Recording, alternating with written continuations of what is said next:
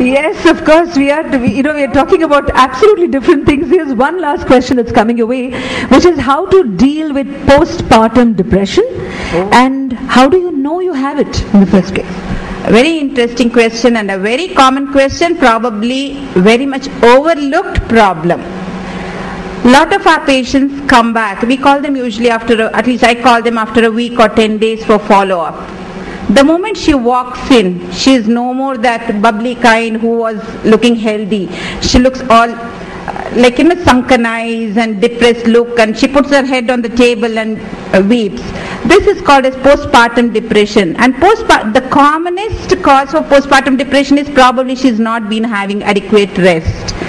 The young girls, when they are asked to breastfeed for hours together, an hour, 2 hours they breastfeed, actually, which is not the right method. So for 2 hours she's up and baby cries again after another half an hour, then the procedure continues for another 2 hours. So she's not going to have adequate rest. And unlike in the past, before delivery, she cannot snatch 6 hours of uninterrupted sleep. So that puts them under depression. And the other commonest thing is the deprivation of nutrition.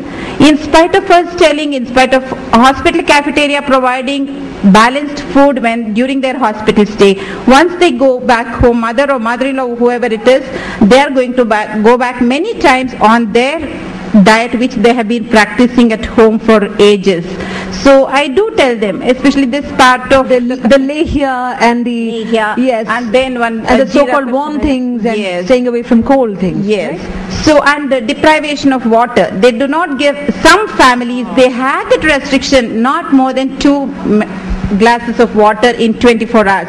Imagine in hot summer, April, May, just surviving with 2 glasses of water, and she has to produce a lot more milk to feed the baby, and when she herself is dehydrated, baby, obviously the lactation suffers. So all these are the cumulative factors which put her under depression. And in the month of April and May, when the temperature is 38, 39, they are provided with hot water, that to sips, which doesn't quench her thirst. So all of them put together, she goes into depression. Of course, some medical things like postpartum thyroiditis and other things we must keep in mind, B12 deficiency, vitamin D deficiency, which can aggravate these symptoms. And just a good counseling, and not counseling for the girl, counseling for the whole family is what is required to bring her out of this depression. Well, Doctor, in fact, recently I read a book and an article there which spoke about the author, a woman who had just had a baby, who said that what is this whole hype about motherhood and pregnancy? It's clearly the most overhyped thing, and my baby has been giving me a hard time, and I'm sorry, I'm not going to wear a smile about that.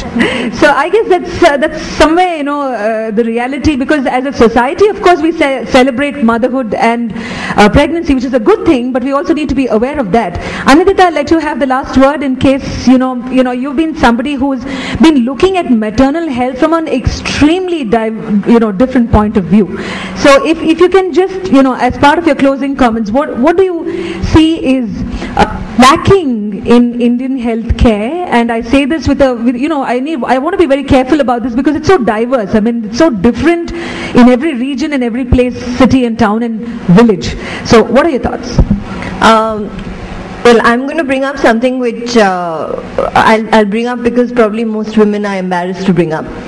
But I think one of the things, and it's probably linked to postpartum and all of that, that's severely ignored during pregnancy and after, is a woman's sexual health.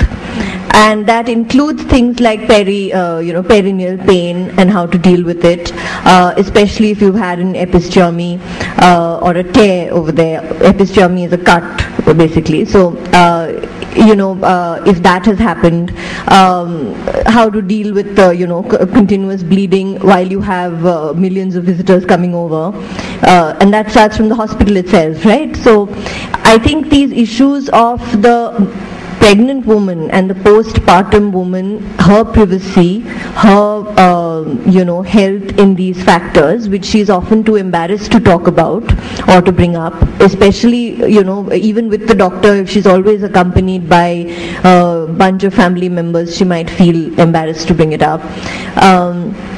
And I think a lot more needs to be done to encourage women to talk about these things and to reach out to them proactively and answer these questions and help them deal with these issues. And when I say sexual health, of course, the resuming of a sex life after pregnancy, at what point, all of that. Again, these are issues that women find difficult to bring up in certain cases. And I suspect, and I know of enough families or women or in certain backgrounds where these issues never get addressed and never get resolved. One is not surprised at all. In fact, trust a journalist to bring up a topic that's taboo otherwise. Can I make a request to the media? I think the media should raise this topic at fora where it will be heard. We should increase maternity leave to 6 months, and we should allow for lactation time at work. Oh, excellent. I think that's a campaign that's waiting to happen. When the woman from the other part of the world can rejoice the motherhood, why not Indian mothers? And especially with all the extra stress Yes, that I think extra Indian stress. women, the family, the neighborhood, as you were mentioning, I think 6 months is really a privilege she deserves. Yes. Yeah, I think Karnataka government officials, they all get the employees, they get 6 months of leave. It's in the private sector which has not been still implemented, the 6 months maternity leave. State government? Huh? Yeah, 6 months. State government gets 6 months. And one more issue about... If there's any state government employee there, maybe they would like to clarify if that actually happens. Yeah, it's 6 months. Okay, for sure. Just one small clarification to you. Adivasis in Karnataka, near Chamarajanagar and all those places, they since they cannot go to the hospital and get their share of iron, they have been given total dose infusion or iron shots once in 2 months, once in 3 months, so that at least they don't suffer from iron deficiency anemia, which is again very common in rural India. Yeah. Right. Anindita, the one question that I was wanting to ask you for your closing comments was that in your blog, which is kind of now a feminist website, Ultraviolet, you have a lot of women communicating to you. I mean, they write to you about what, the innermost fears and concerns. So what is it that you're hearing from new mothers to be, or even women in general, when it comes to motherhood? That's an interesting question because there seems to be quite a bit of silence about motherhood. So I think one of the things you brought up earlier about this collective social sort of expectation that mothers must be overjoyed and nothing else. I think they even now, even online where one would expect they can be anonymous and so on, even there they do feel some reluctance in actually coming out and saying that, I have a problem at this stage in my life, even though I'm just a mother, I'm not, only overjoyed and nothing else. So there isn't a lot of writing about it. The few things that have come have been about this issue of postpartum depression or the expectations that once you become a mother, you stop being anything else. And I think that negotiation of identity is something that a lot of women find difficult. Yeah, that's sure. One more calmness reason for postpartum depression. It's in fact called as postpartum blues. The woman is being over pampered during pregnancy. Suddenly she's been literally dumped, in a sense, post delivery. Yeah. So all the attention goes to the baby, and this lady's nutrition gets suffered, sleep gets disturbed, and all that. That's another added cause for postpartum depression.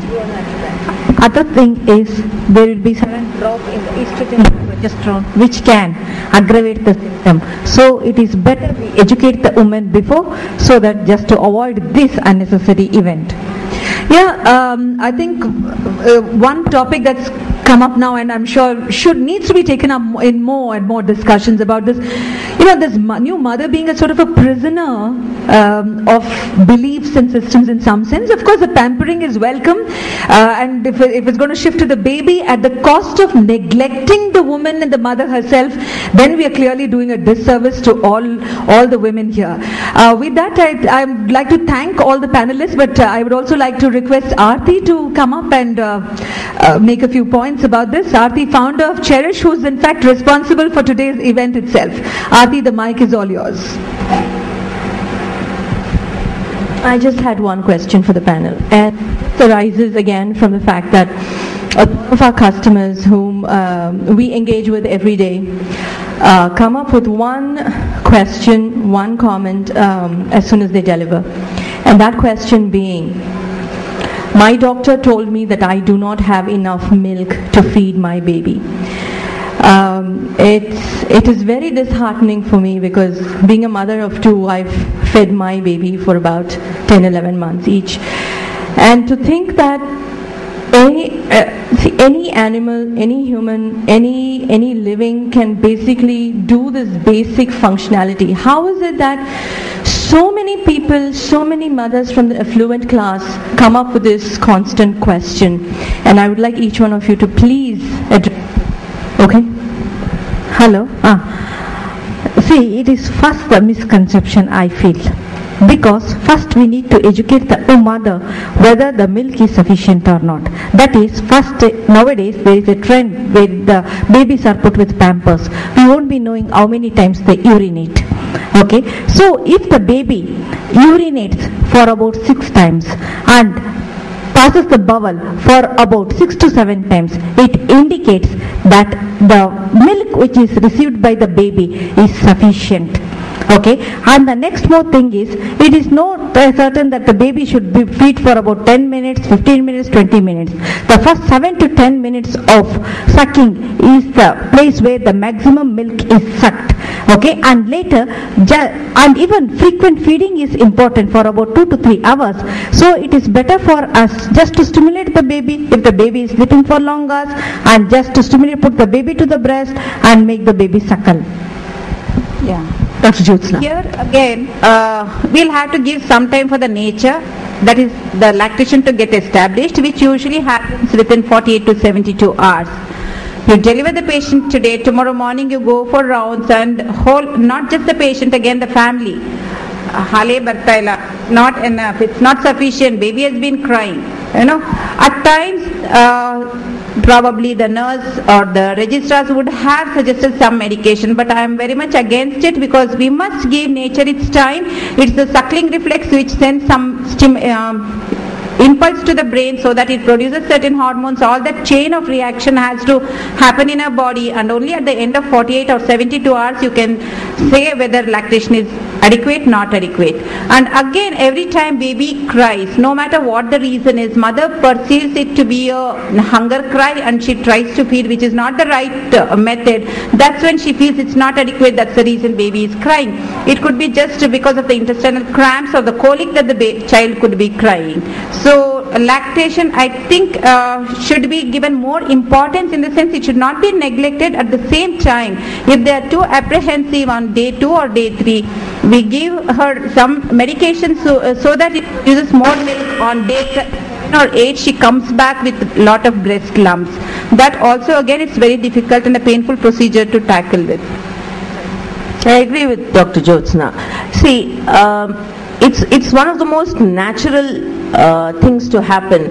You look at animals, once they reproduce, automatically milk secretion comes. There is no lactation consultant advising them. They have no access to medications, and most importantly, they do not worry, think, doubt, fear. It is one of the most natural things. You have delivered a baby, you will get the milk. Have confidence in yourself.